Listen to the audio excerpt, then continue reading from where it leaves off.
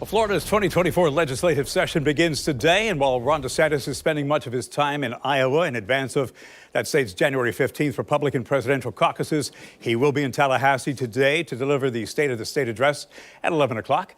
And when DeSantis unveiled his proposed budget last month, we got a pretty good glimpse of what his priorities for state lawmakers will be. Among them, taxes and premiums, education, infrastructure, and health care. But how do state legislators plan to use the next 60 days? Joining me on the morning show, Chris Hand, a government law attorney who has served on every level of government. Good morning, Chris. Good to have you back here. Good morning, Bruce. Good to see you. So let's start with some pocketbook issues, which among them is health care. It's key. And both the Senate President and House Speaker have identified it as a top priority, specifically addressing a shortfall of health care providers. How is the House going to approach that? Well, Bruce, that is a big issue in Florida. You know, by 2035, some estimates indicate because of our growing population and our aging population, Florida is going to have a shortage of 18,000 doctors and close to 37,000 nurses by the middle of the next decade. State Senate President Pasadomo has introduced what she calls the Live Healthy Initiative, which is designed to use a number of measures to encourage doctors and nurses and other medical professionals to live in Florida, provide their services in Florida, and also to increase access to health care services in Florida.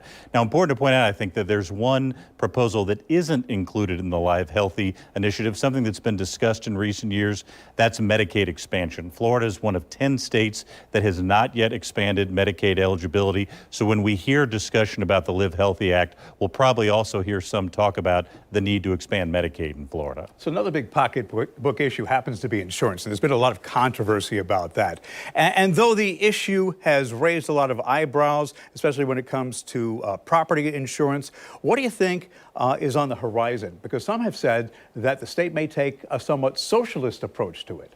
Well, Bruce, we're in a situation right now in Florida where recent studies have shown that the average Floridian pays about $6,000 a year in annual property insurance premiums. That's about 4 times the national average. And everyone who's kind of received an insurance renewal has seen those skyrocketing costs over recent years.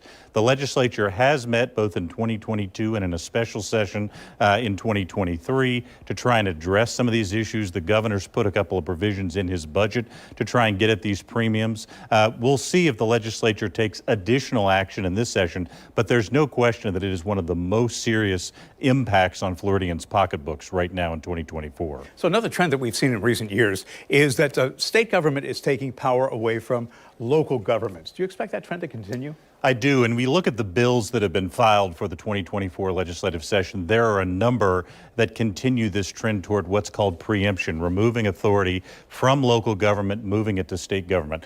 Article 8 of the Florida Constitution is supposed to provide for home rule. But again, there has been this trend in recent years of Tallahassee moving power from local governments. We see a few examples of that this year, Bruce. One is there's a bill to abolish what is called the local business tax. For example, here in the city of Jacksonville, that would have about a $7 million budget impact. That's roughly the equivalent of the combined budgets of the Planning Department and the Office of Economic Development, 2 pretty important offices in driving economic growth. There's another bill that would restrict the amount of money that municipally owned utilities, like the one we have here, JEA, can transfer money to local governments in lieu of property taxes.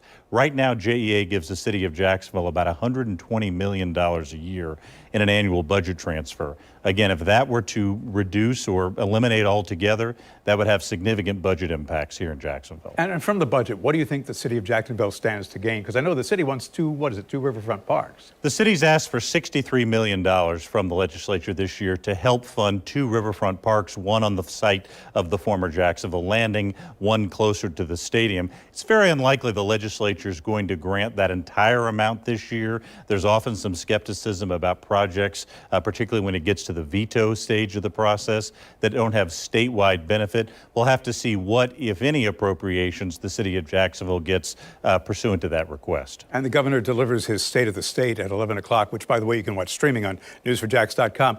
More of a message for Floridians or for the people of Iowa?